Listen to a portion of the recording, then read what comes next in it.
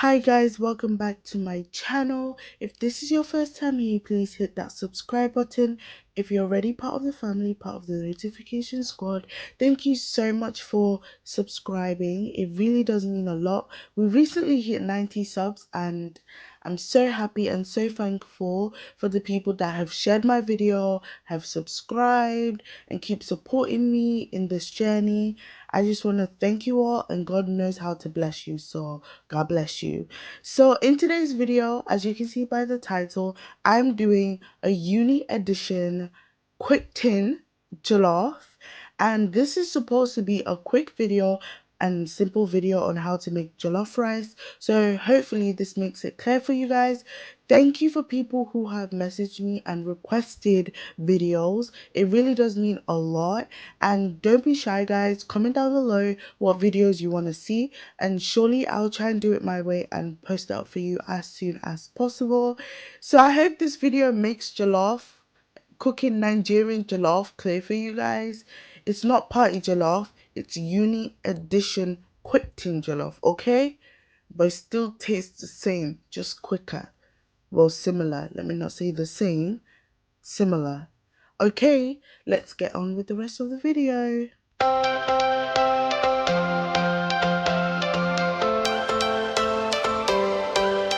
Every change has a reason, baby. Here are the ingredients I'm going to be using in today's recipe. An ingredients list should pop up in a few seconds, but I just wanted to show you what I'll be using first. All the ingredients used within this video should be accessible in most countries. However, if they're not, you can substitute things out. For example, I used chili fingers in this video. For the first time, I'm actually trying them out, but ultimately you want to be using Scotch bonnet pepper because they're red and they help maintain the red color that you want for your jollof rice. It just makes it look more appealing and I guess taste better. So I get a lot of questions regarding measurements. Guys, I don't measure my seasonings. I use my ancestry vision to measure out seasonings. I never learned how to cook using measurements. Instead, I learned how to cook by familiarizing myself with the ingredients and trying to replicate the taste of the food I'm just trying to make. So for this video, I'm really kind, so I'm gonna try my best to put measurements in the description box down below. I highly suggest you prep all your ingredients before you start cooking, just to speed up the cooking process. So here I've got my smoothie blender, and this is what I'm gonna be using to blend my tomato mixture. The first step is parboiling your rice. So this is where you cook the rice halfway. I've got about a cup of rice or a little over that, and I'm just pouring in some hot water. And please do not do what I did and place the rice on a high heat to try and quicken up the cooking process. Your rice will just overcook. So please place your cooker on medium heat and boil it until it's nearly cooked, like halfway cooked. Don't worry about getting the starch out. Once your rice is halfway cooked, you're going to proceed to wash it. I do mine in a sieve. I'm not even gonna be ashamed, in a sieve. So here I've got with me ginger, garlic, onions, bell peppers and chili peppers. I'm not gonna blend all of it, so please refer back to the ingredients list to tell you how much you'll need. As I stated before, I'm going to be using my smoothie maker to blend my tomato mixture. This is a student's edition, guys, so we don't have access to the appliances we normally would at home, so we make do with what we have. I started off with a little bit of water and now I'm just adding in around half a can of chopped tomatoes, or a little under half a can. Here are the green chili fingers I was talking about. So you're gonna add in as much as you can handle. Please do not follow this recipe step by step religiously, because it might be too spicy for you. So make sure you take the stalks off before putting it into the blender. I've added in my red bell pepper. We're not going to add in the green one. That one's more for like decorations, because you want this tomato mixture to be red. So here I've got like 3 cloves of garlic. I ended up adding 4 and 1 ginger, well, half a ginger, because I split it into 2. So you're gonna go ahead and blend this together. As you can see, it was full, but we move.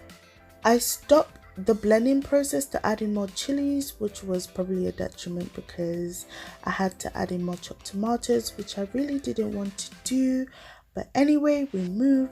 Blend this mixture until it's smooth, and then to check if it's smooth, I just use a spoon and make sure there aren't any lumpy bits inside, and as you can see, it's smooth enough.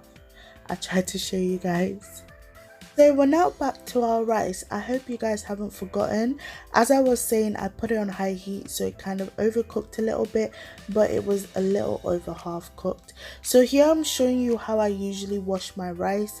I usually do this in a sink and run the water over it, but I just wanted to show you guys. So I'm gonna go to the sink now, finish washing the rice and chuck away the starchy water. You can see why it's important to wash the rice, because that water is cloudy like the sky on a rainy day. That's niet goed, not good. The third step, we're gonna boil the tomato until all the water is out. I added extra water into my smoothie maker to get all the tomato out. Like, guys, nothing must go to waste. You need to get all of that tomato mixture out and into the pot. So as I told you before, it was too spicy and I had to add in all of the chopped tomatoes. You see those extra chilies right there? They went right back into the container and into the fridge. I added a tablespoon of olive oil into the mixture just to speed up the boiling process. You can use whatever oil you have. So I usually season my onions before adding it into the jollof. I've got some black pepper in there already, and I'm gonna be adding mixed herbs and basil. So the fourth major step is grating the ginger and the garlic. Using the fresh one does make it a lot better. I made a mistake by using the smallest part of the grater, but what you want to use is the medium side, so this side. Try not to cut your hand, guys, because it's really painful. Just keep those fingers away from those graters, those sharp things.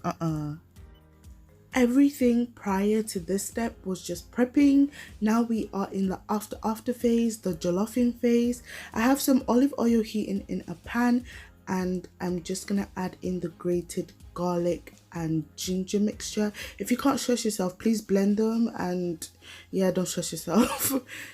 I'm adding in my tomato puree, and I sauteed this for about 5 to 7 minutes. There should be a change in color, preferably I like to burn mine. No, I don't add in my onions before but after the tomato puree, because I like a bit of a crunch, and I don't add in all the onions but half. I'm adding water to loosen up the tomato puree mixture, and here I get really clumsy, so I start to season this dish, and whoop, told you, really clumsy. Here I add in Knorr cube, curry, mixed herbs and paprika, and some chili flakes as well.